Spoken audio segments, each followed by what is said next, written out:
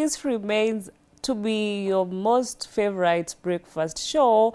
And yes, this is Why in the Morning, and it's just 8 minutes past 9 a.m.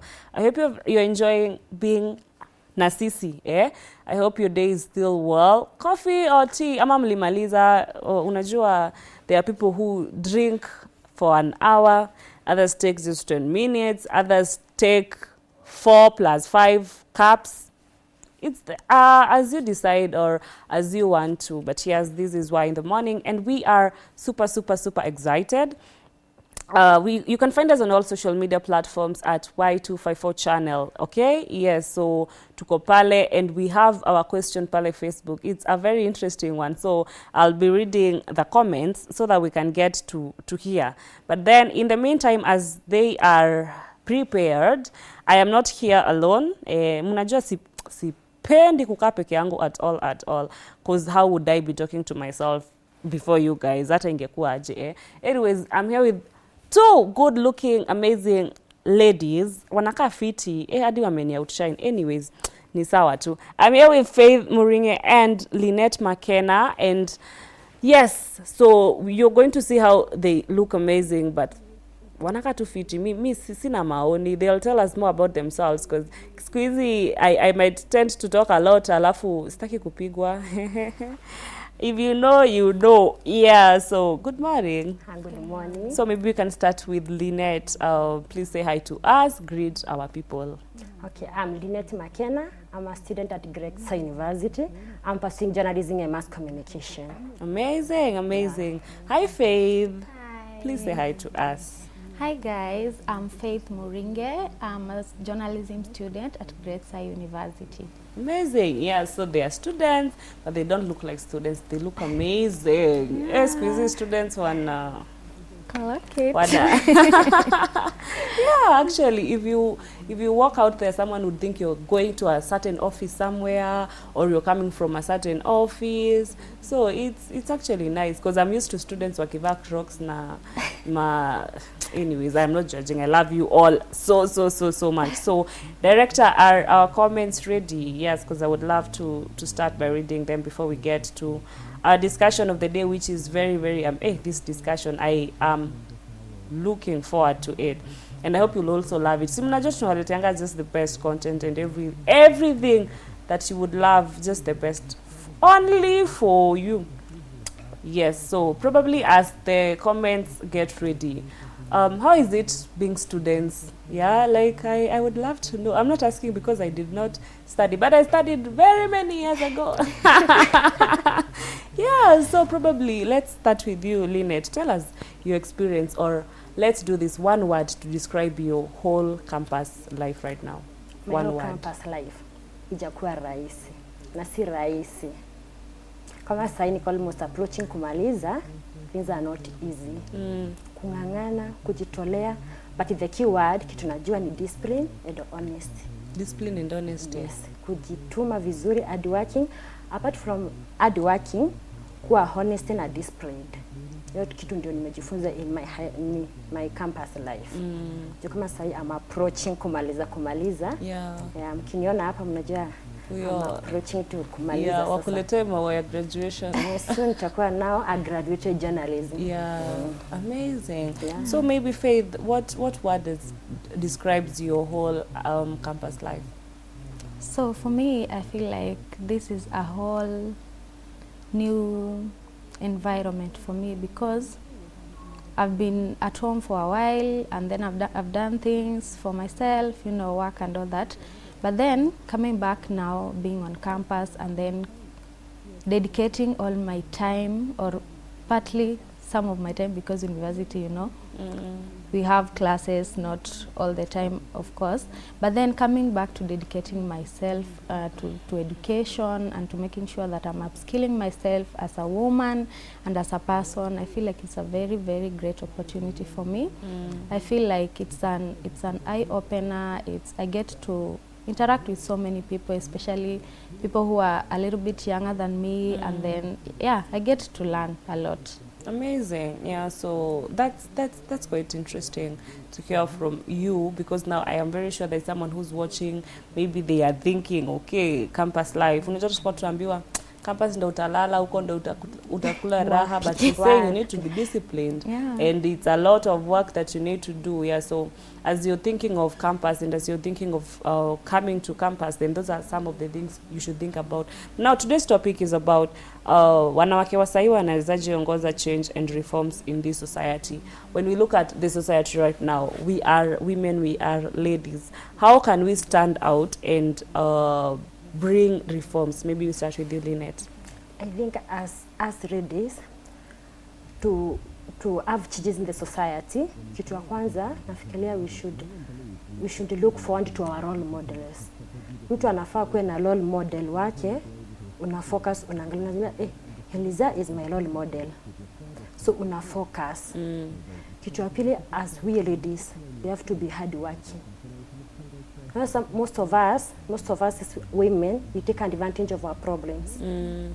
Unapata, yes, tuko na mashinda sisi wote huku nje, but most of us we take advantage of our problems most of the times. Unajililisha, utaki kuamka ufanye kitu. You are here to come and explain to us your problems. Okay, tutasikia your problems, we will supervise with you, but we won't help. So the key word si ku take advantage of your problems. Utoke nje, ufanye kazi. Ada kitu ingine about us ladies, tupende masomo. Sometimes I think education imekuwa the key kwa a lot of things. And wazazi wenye wako hapo nje wenye wanatuwatch, wapeleke wasichana wao shule, like tusiwaeke huku nje, tuwaeke huku nje wakwe exposed kwa a lot of things kwa maisha. Unapata wengi wanatoka huku nje wanasahau maisha. Mtu anaenda hapo ameolewa. Kama sahi, for example, nimepata mtoto sahi.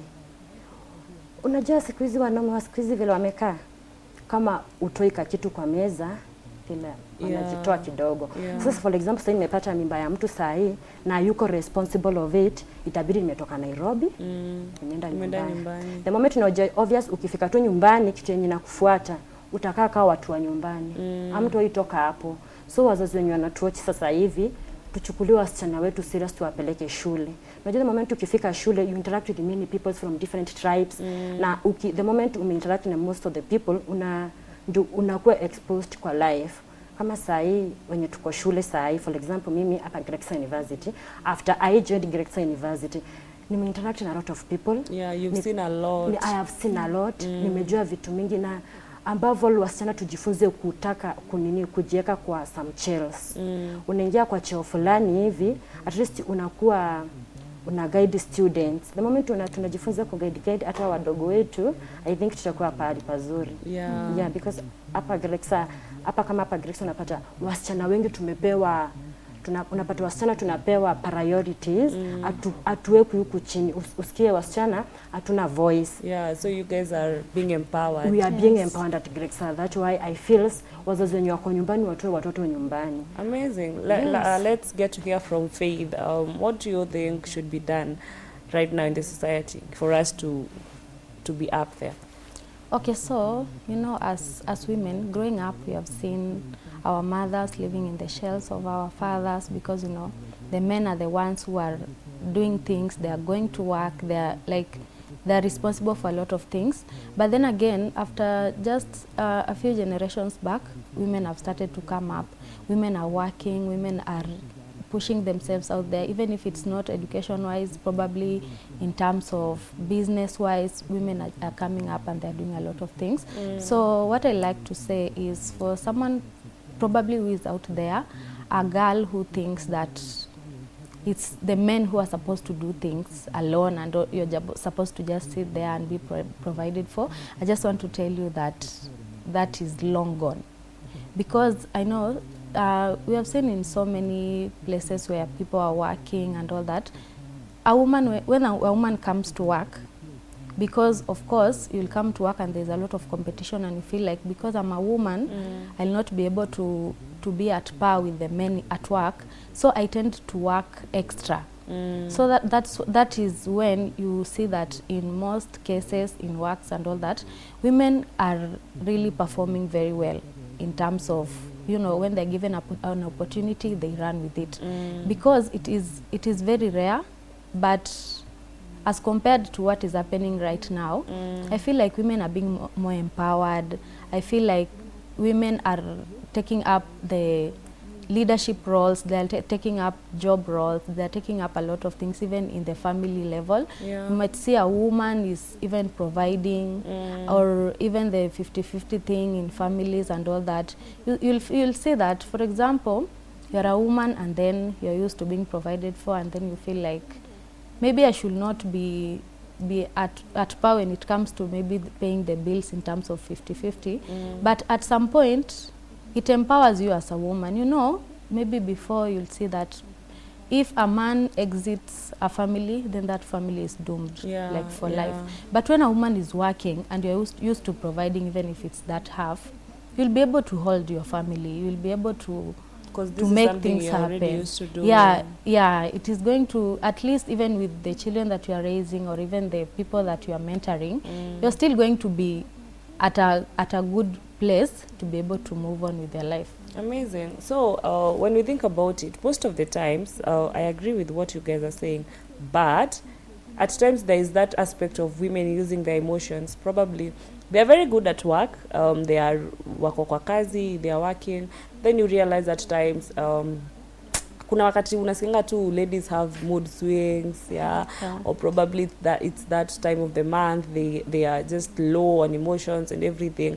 So what do you think they should do? Because now kazi lazima ifanywe, you must deliver, you must meet the deadlines, you must do what is required of you to do. But now how do you balance both your emotions and being as professional as possible? Maybe you can start with you, Lynette. I think for us women, to balance our emotions and our work, we have to understand ourselves first. Julize, apart from ukwe, for example, you are alone. You have to eat, you have to pay rent. Okay, so ukiweka your emotions hapo, so unaona utafungiwa nyumba, for example. So what I think, we have to understand ourselves first. Na tuache hizi maneno mingi za these things. Unapata tuna wasichana wengi, okay, unaona they are well up already, they are well up. Unaangalia mbele, unajiambia okay, sasa okay, niko kwa miezi yangu, siwezi nikafanya kitu. You have to understand yourself first. Me, I think understanding yourself. Amazing. Faith? Yeah, okay, so you know, while you're working, even if for both genders, of course, when you're working at something, you have goals that you need to hit. Even if it's at work, at a company, at school, you have goals that you need to hit.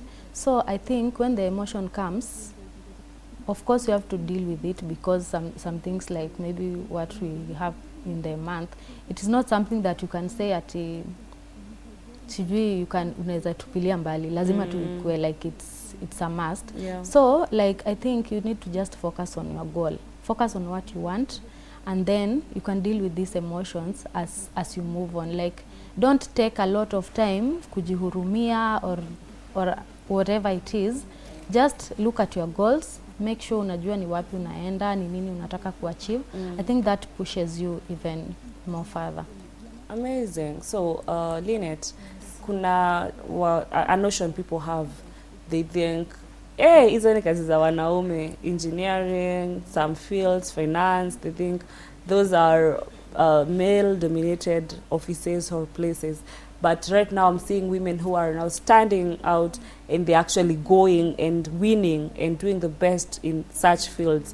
You see women in architecture, you see women in building and construction and all those things. So probably there are people out there or people who are watching us, and they still feel like kuna kazi za wanaume, kuna kazi za wanawake, you know.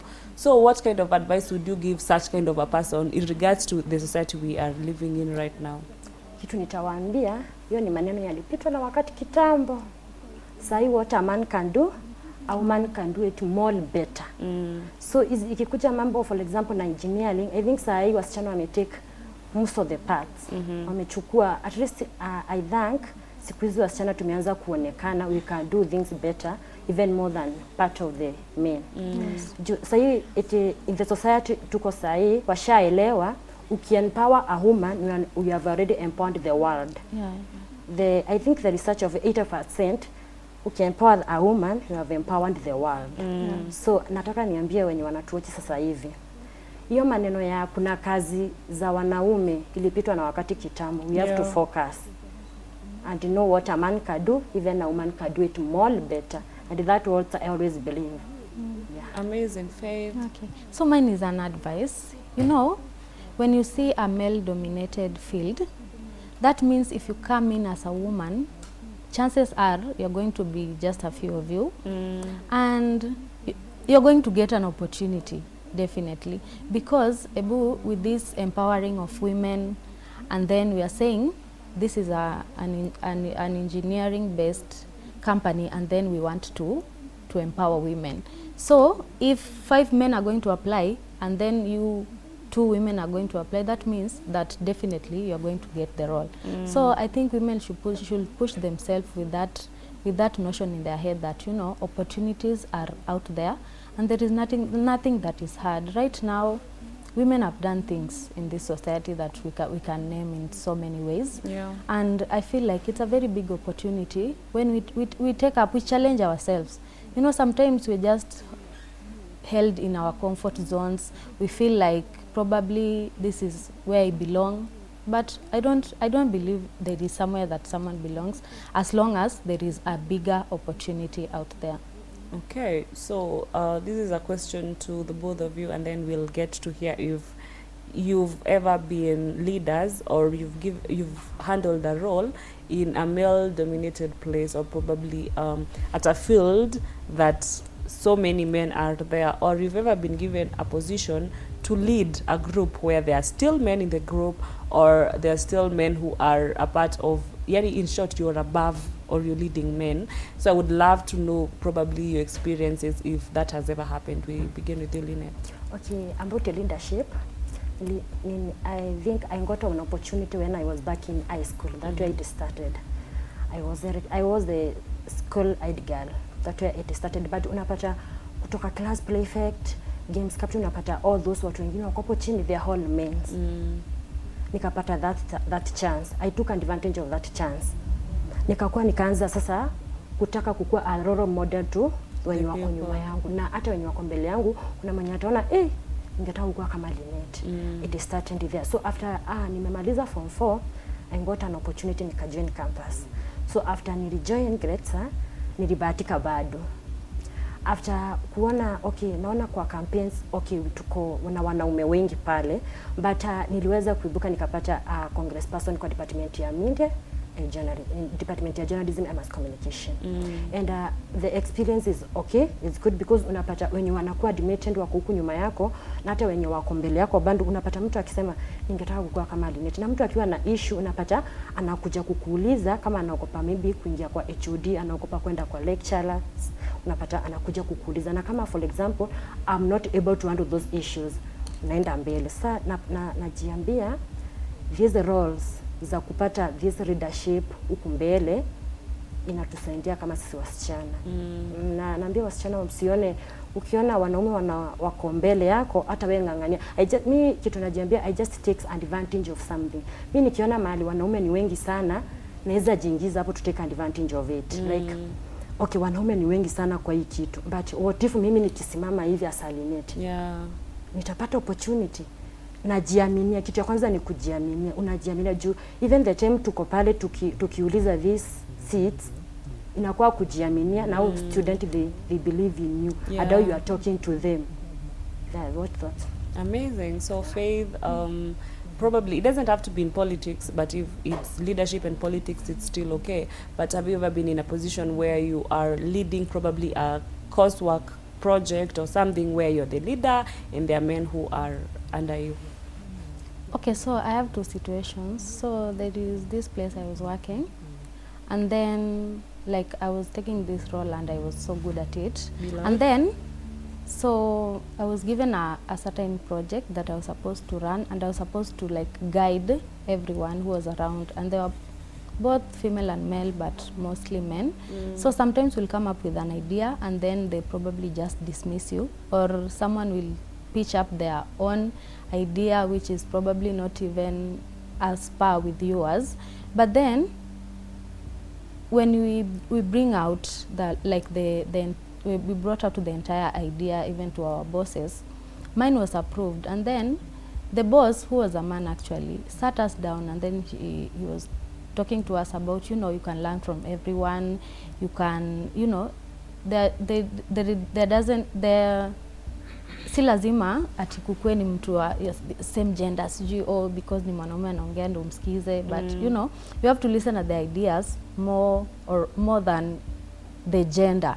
You know, sometimes someone will just see you, you're so cute and all that, and they think that whatever will come out of your mouth is not worth listening to or implementing.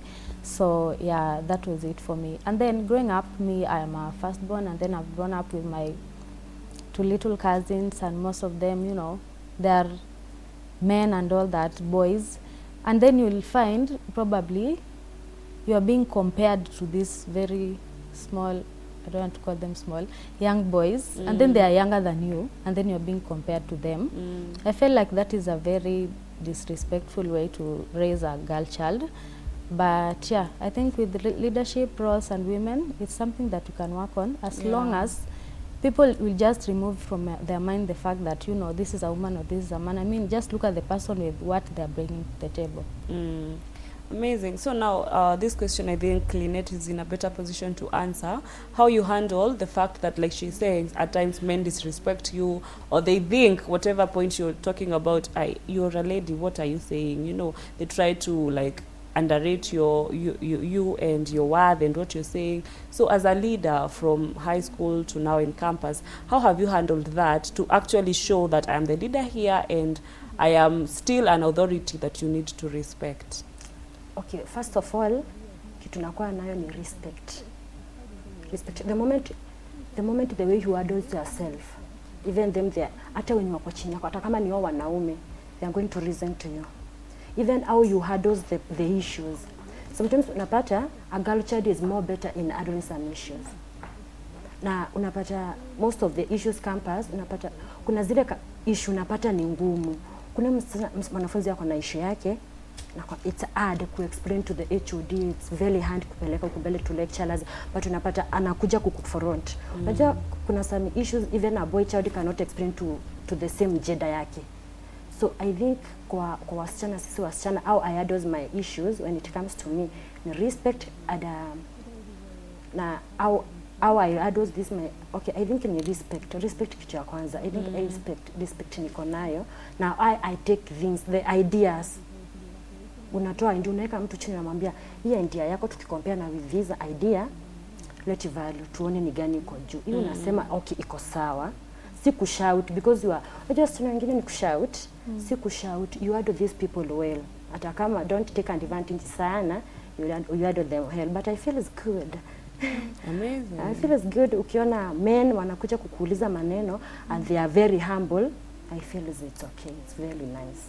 Okay. Yeah. So maybe let's ask Faith a different question. You've said you are a firstborn. Yeah. So how have you handled that? How does it feel first to be a firstborn? Yeah. And now, since you are the one, if your siblings are looking up to you, you have to set the bar high. You have to make sure everything that you're doing is okay. Like, how has it been for you? So for me, first of all, I love being the head of everybody. I love being the firstborn that I am, because it comes up with a lot of opportunities, a lot of decisions that you have to make for your siblings and all that. But what I'll say is there's a lot of pressure when being a leader, even in your family, because now as a firstborn, now that I'm grown up, even my parents sometimes look up to me for some certain decisions that we're making. We'll sit down and then we are talking, and then they're waiting. What will Faith say about this matter? You know, and then the fact that they'll sit there and listen actually implement whatever it is that comes out of me, it is so empowering for me. But sometimes you'll find, you know, hakukosangi leadership wrangles even in the family, because sometimes you're there, you're making decisions, and then your siblings are feeling like you're being, like when unapendelewa, you're the parents' favorite and all that, but sometimes they don't even know the struggles that you go through before you find yourself in a position where you're supposed to, you know, make decisions for them, even if they might feel like the decision is not very favorable to them. Yeah.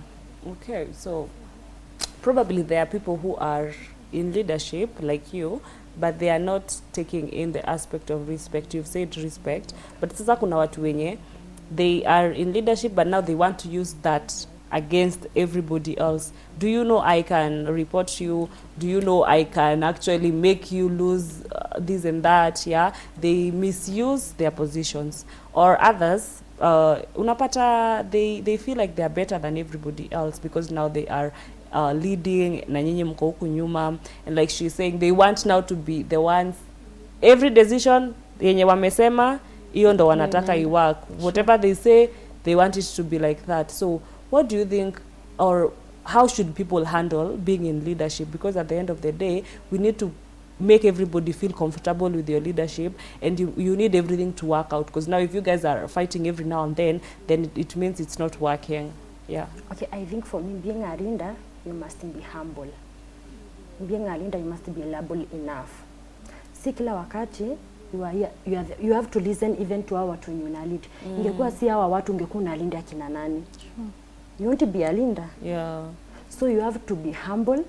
You interact with these people. I think interaction with your people is paramount, and being humble. That's what I can say about leadership. Si kila maneno you are there ni wewe unasema. Uwezi kuwa uko na idea zote. Uwezi kuwa ni uko na the correct ideas. You need even ideas from the when you na lead.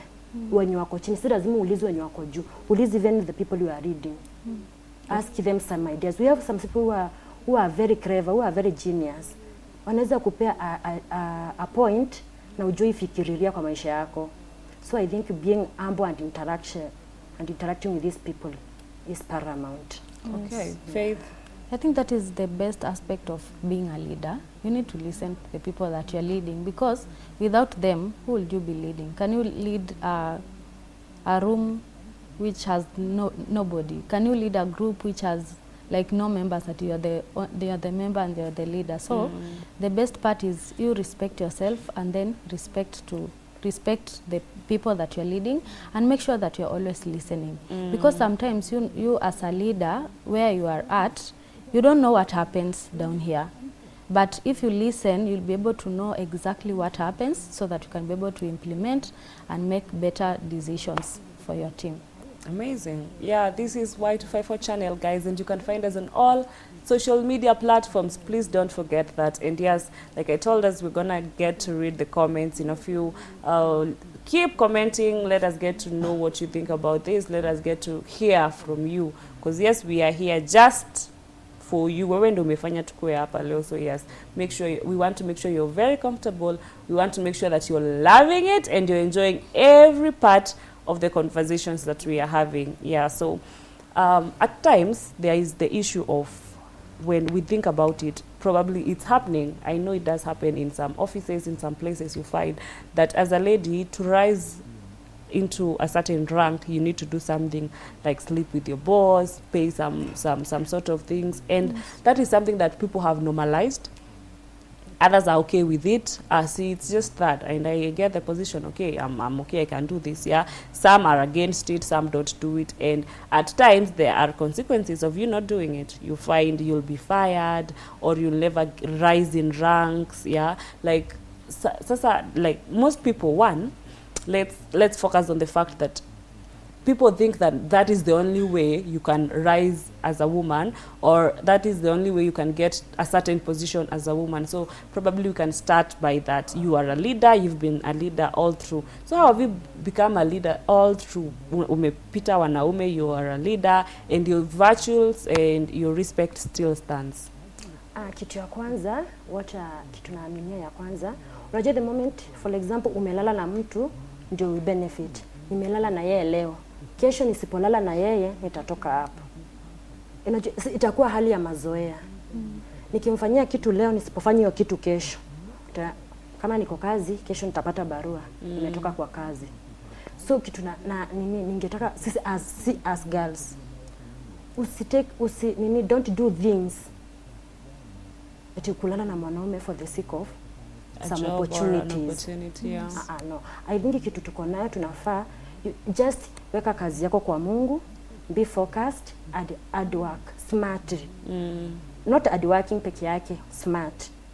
Work smart, kazi yako hata ionekane. Yeah. To the moment ukilala na mtu leo, usipolala na yeye kesho, things would be the same. So for me, I don't think hata sijifikiria to do such things, na I will never sitawahi lala na mwanaume for the sake of benefiting. I will never. Na sitawahi fanyia mtu kitu ndiye anifanyie kitu fulani. I will never. Some things we just dedicate our works to God. As long as you are working smart, I think everything will be okay. Yeah. Okay, Faith. Mimi, I don't think there is anything that can make you sacrifice your dignity for whatever reasons. Like, there is no need to sacrifice your dignity for whatever opportunity that comes. You know, one thing I believe is, see, we have gone to school. See, we have certificates probably and degrees. That is why we are at school, okay? So when we are going out there, out of, you know, a lot of probably 10, I think only 3 or let's say half of them will have such kind of, you know, requests for you to get these opportunities. I feel like sometimes it is better for you to just let go of it. And sometimes I feel like, you know, for example, if all of us would reject, for example, the 3 of us are given such kind of, you know, compromise to be able to get an opportunity. What if all of us reject? Then this is going to teach this person a lesson, okay? So one thing I believe in is just, you know, let go of it. Whatever opportunity, it might feel big or it might seem big, but it is like, you don't need to sacrifice your dignity for such a thing, because as she has said, you will do that today and then tomorrow he'll come asking again and then he'll tell you, na si ulikubali jana. Una get? So it will be something that itakuwa mazoea. Probably you'll get that opportunity with that one attempt, and then they will keep on misusing you over and over again for you to be able to maintain that. So one thing I'll say is, there is no big opportunity that is worth you sacrificing your dignity. Amazing. Yes, I think we needed to hear that, because at the end of the day, something that starts with malice, or something that is built up on you doing something to get something, like she's saying, that is how you have to sustain it. And at the end of the day, you will get tired of doing whatever it is that this person asks you to do, because they'll go on ahead asking for more and demanding for more. But because you opened that door to the devil, there's no way of you turning back. So are you ready for such kind of a future? Or heri tu useme no from the beginning and get something else? Because I believe if it is for you, everything will work towards you getting it and you achieving it. Yeah, you don't need to compromise or anything, and it's okay to lose that job. It's okay not to do it, but at the end of the day, God sees that that you are faithful to him, and he's going to bless you with something that you actually deserve, and you won't have to pay any price for it. Yes, this is Y254 channel, and thank you so much for these comments. So I am going to get to see who we have or who has responded to us, yes, in our first question. So let's get to see. Vincent Ogutu anasema he is locked. Thank you so much, Vincent. MC Peter anasema good morning to you too, MC Peter. Sin course, oh yes, go eat mandazi. Our question was, as a Christian, kuna ile swali tulikuwa tunaulizwa primary, that when you go collect 200 bob as a Christian, what should you do? So Sinkos anasema go eat mandazi. Okay, Mose Wakinanyo anasema Nanyuki Kangaita present. Thank you so much, Mose. Trevor Kabete, use it properly. What is using it properly? Okay, True Dennis anasema take it to area chief. Oh, are you sure? Are you really sure? Juu hata hizo emoji umetuwekea hapo zinaonyesha kidogo you don't support your statement.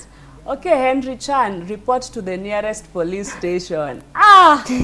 Okay, as a Christian, sawa, but sahi honestly, okay.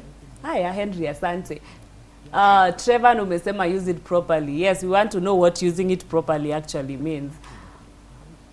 Baba Ting Ting anasema kuna mambo moja pia wewe as a Christian unaona ni kismat.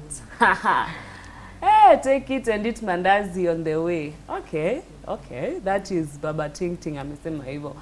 Amos Otunga amesema hiyo nayo hata waite mganga sitoi. Na amecheka. At least though umesema ukweli. Hey, it's mine. I've just gotten it. So, Victor X-Files, surrender to the mom. At least she has gotten off the hook of not returning to the rightful person. Oh, so akipelekea mzazi, you think it's better. Amazing. Mr. Light anasema return to the school for the teacher to look for the owner. Na mkoshua walimu walikuwa na look for the owner ama walikuwa tu wanatudanganya. Okay, let's get to see the next one. All right. Thank you, Zimeisha. Lakini hazijaisha because you still seated with your comment. We need you to give us your comment. We need to understand or know where you're watching us from. And yes, we are here for you. Those are some of the answers. Lakini kidogo mmenichezea. Nimeona hapo wengine wameni. Lakini ni sawa. Let me not judge you. Ilikuwa swali yenye ulikuwa unaulizwa na wewe ndo unajibu. So mwalimu mwenye ana mark ndo anajua umesema ukweli ama umedanganyana as a Christian.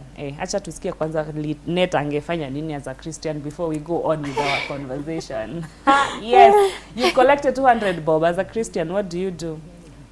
Kwa ingekuwa ni kitambo, ningeokota hapo kitambo. Ningetumia, ingekuwa bahati. Kidogo ingekuwa bahati. Lakini saa hii hiki bado ni bahati. Because I'm thinking, okay, nimeokota. Unless I meet somebody who's asking, excuse me, umepata na 200. That's when you'll know, oh, hii pesa nilipata ni yake. But now right now, utajuaje who is the right person? Ni bahati tu. Ni bahati yako umeangukia. Bahati yako umeangukia. Yeah.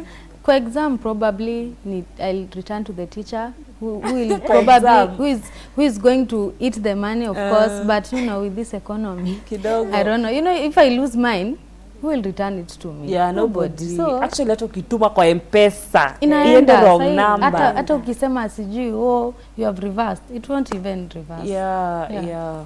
No, but squeezy people don't collect money. When was the last time mlipatana na pesa kwa njia? People are using you know, mobile money. Kitambo ndo ulikuwa na ni 10 bob, 20 bob. Kwani tumesota design gani? Like, cause I don't remember the last time I collected money. Kama mmeenda nyinyi wote kwa online money, M-Pesa sasa there's no cash. Nishayopata 2500. Lakini ilikuwa ya anko yangu. Ilikuwa ya anko yangu, lakini kasikia akiulizia. Sikurudisha, nikakaa endelea kukaa nayo kwa nyumba, naendelea kurudisha. Najua saa alikuwa amelewa. Sasa unajua alikuwa amelewa, lazima anaongea kwa nguvu, mnasikia. Nasikia nani amekota pesa yako, sana anaanza kuhesabu vile ilikuwa 1000 moja anga hivi, sana anaweza kuhesabu. Unaona tu ni zile zenye tuko nazo. Najiambia mimi sizirudisha, na ngoja mamangu afike kwanza nimwambie niliokota pesa. Sasa na mama vile anafika, mama ananiambia sini zangu yako urudishe. Namwambia lakini mama na pesa ya macho. Ya kuokota. I don't think sahi nikiokota pesa unless nisikie mtu akiulizia, but niokote nipeleke mahali, I don't think una bahati. Joto ukipelekea huyo mtu hata yeye atatumia tu. Juzi nilikuwa na buy data, juzi hapa nilikuwa na buy data. Sasa unajua vile umezoea kubuy data, option yani ya kwa 20. Walikuwa mkiniletea option 1 20 bob. Si by mistake wakaniletea option ilikuwa 500. Si kuangalia. Ukaenda 500. Nikaona 500 imekatwa kwa M-Pesa. Nimewatumia message for reversal. Waliniambia failed. Who am I to return pesa nikiokota? Wow. Sasa 500. That's a lot. Anyways, please mkuwe mnarudisha pesa zikikuja wrong number. But personally, I think it's only honestly tukikuwa very very honest, si rahisi sai na economy. Because okay, for me personally, I have mimi ukinitumia pesa wrong number, I return. Whether umenipigia ama hujanipigia, nimeona it's somebody I don't know, actually I will call you, hi, umenitumia pesa, or is it by mistake, or because at times unaweza pata hata ni mzazi wako alikuwa anakutumia but akapea mtu mwingine akutumie, you know, all those things. But I confirm, if it's not my money, I don't believe in kukula pesa yangu, because mimi I love, natakanga nikienda kwa Mungu namwambia Mungu, pesa yangu nishakula ya wenyewe. Mimi yangu mtu asiwahi chukua. I have never sent money kwa wrong number myself, but I believe if ever that day comes, me I'll tell God, Mungu, vile tu nimekuwa narudisha za wenyewe, hata zangu zirudi. And it happens, by the way. You know me, I've ever returned, I think, 5,000. And I was so broke. It's not like that. I just, what I told that person is, you know, nilikuwa na fuliza ya tu, so hata nikikurudishia haitakuja yote. And then he accepted, and then I returned. Recently, I think early this year, I paid a border guy. I was paying him, I think, 70 shillings. And I ended up sending around 2,800. You know, I didn't notice. Wow. So I went home and then went on with my life. So the following morning, I wanted to make a transaction, and then I'm saying I'm short of this amount. Going to my M-Pesa message, I see I sent to this border guy. I don't know the guy. Na ujia hata M-Pesa ikupei number. I let in, no, that time ilikuwa inaleta number. Okay. Or I think I had, I don't know, kama nilikuwa nimechukua number or something. So nika reverse, and then I called him. Aki, this guy received my call. Akaniambia, unajua hata mimi niliona hiyo pesa, nikashangaa imetoka wapi. Usijali, si ume reverse, itakuja. Na hata isipokuja, unicontact kutumia, wala hiyo do ilirudi. Wow. And then I was like, probably it is because I returned somebody's. Okay. Yeah, it happens. I think people should just be faithful, yeah? Sure. Mimi hata I don't expect uniambia, nilikuwa napelekea mgonjwa, I don't need all those stories. Just take pesa back. Si yangu, si nilikuwa natumia. But in regards to that and in line with that, if somebody calls you and tells you such things, tell them to reverse. Yeah. Because I've realized, nilisikia story that kuna scandals. At times people are using that strategy, but they want to steal your details or something, or they want to put you in a mix. Ulituma hii pesa, ulimtumia, and probably there is some things that have happened, and you find yourself in problems. So, tafadhali, if you see people who have sent you money, mwambia reverse, because right now that option is there. Yes. Tell them to reverse, tell them to call Safaricom or any other way, but please in as much as we are nice and they are saying nitumie, usikubali. Be very careful. Why is this person, ni sawa pesa imekuja kwangu, but let's find another way of working this around this, because with this society unaweza jifanya mzuri na upate wewe ndo actually things are vitu zinakuendea vibaya. Yeah, so let's be very, very careful, but at the end of the day, as a Christian, kule pesa sio yako. Message ukiingia tu kwa simu hivi unapata message eti dear tenant, change account. Mpaka napigia landlord unamuuliza account ilichange saa ngapi? Ashtuka. Anakuambia no, that's not my wakora huku nje. They are strategic and they have strategy. Squeeze watu wako na strategy ya pesa sana. So be very extra careful. Something else, you see people who do deliveries, and then you go to, probably it's a place, an apartment, alafu anakuambia uache namba yako ya simu na ID number. Leave one. Don't leave both, because if you leave your ID number as well as your phone number, they might be used somewhere.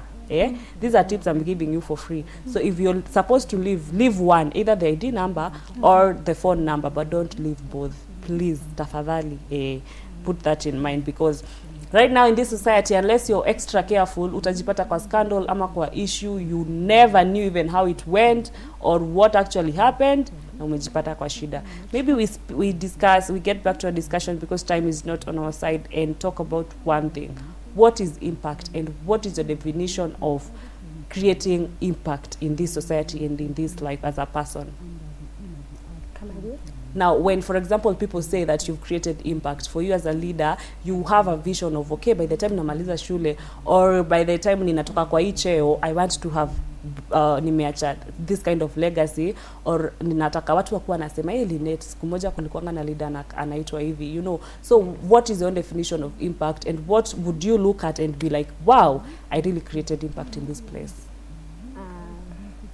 Kitu ya kwanza, the impact mpaka saa hii naona nimefanya, I can see most of the students wakijoin hivi, nikiwachukua kutoka chini. The moment wamejoin hivi, unafaa uwachukue kutoka chini ukiwaonyesha vitu.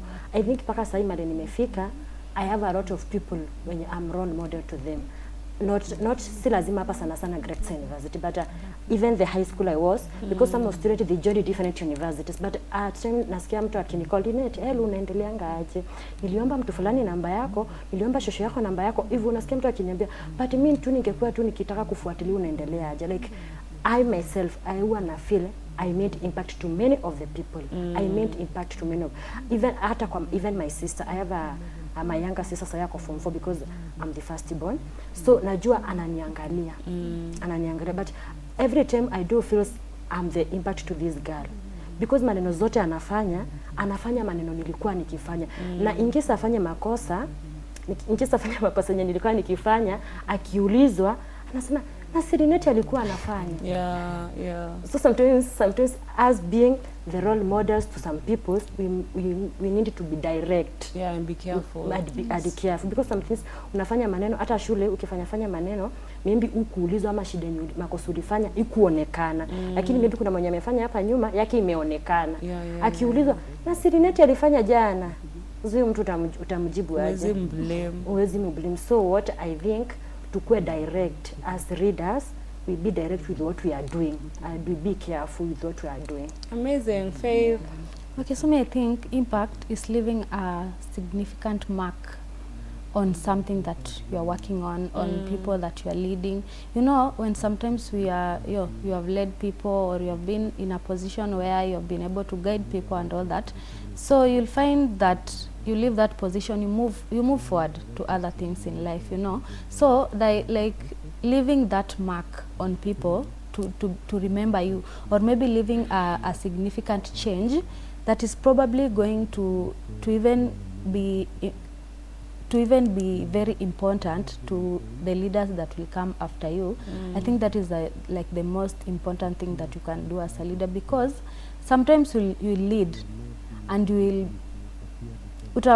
utakwaza watu, lead watu in astray, utafanya so many people will feel like, you know, mimi mambo na leadership I don't want. Like for example, mimi when I was in Form 1, there's this girl, I think she was the dining prefect or something. This girl bullied us outright. Like it wasn't like ile at you are being told to do this and do this and do that. That is directing. But like she made a very bad impact, if I should say. Like she bullied us to a point that now, so many years later, I can still remember her for that. You know, so as a leader, you have to make sure that even if you are leaving an impact, it's a positive one. Leave a mark that people will grow to remember that this girl or this person did this and this, and I've been able to even learn from it. You know, when people learn from what you do, when people change their lives for the better because of what you have done or what you have put in them, that is, I think, the greatest impact you can do. Amazing. So yes, thank you so much for being here with us. Probably we can get to see our next comments as we wind up and as they upload. Where can we find you online? TikTok, niko hapo kama Mary Queen. Yeah, hapo ndio unaweza nipata TikTok kama Mary Queen. Facebook Linet.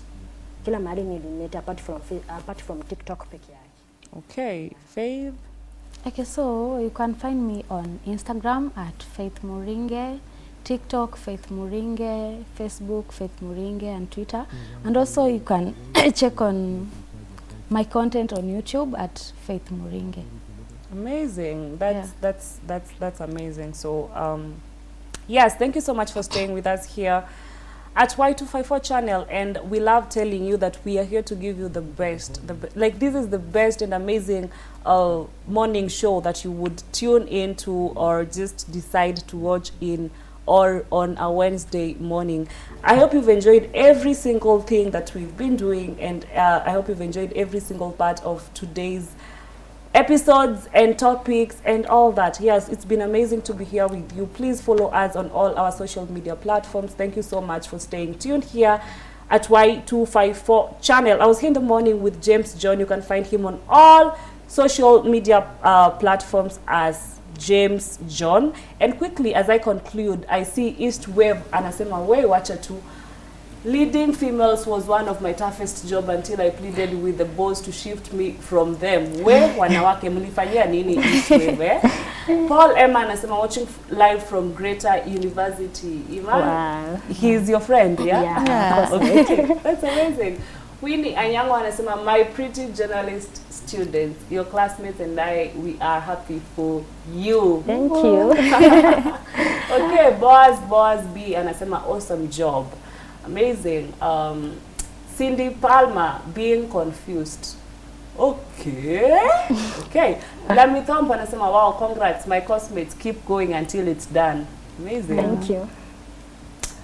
Reed Totodozi anasema boss ladies. Yes, ametuma emojis mingi hapo, kuna love so yeah, thank you Reed Toto. BT Ababu anasema 001 Jomvu MKU records watching. Thank you so much. Lois Molly, good morning. Good morning to you too, Lois. Any other? Okay, thank you so much. I have been your host, Eliza Kimani. Until next time, bye.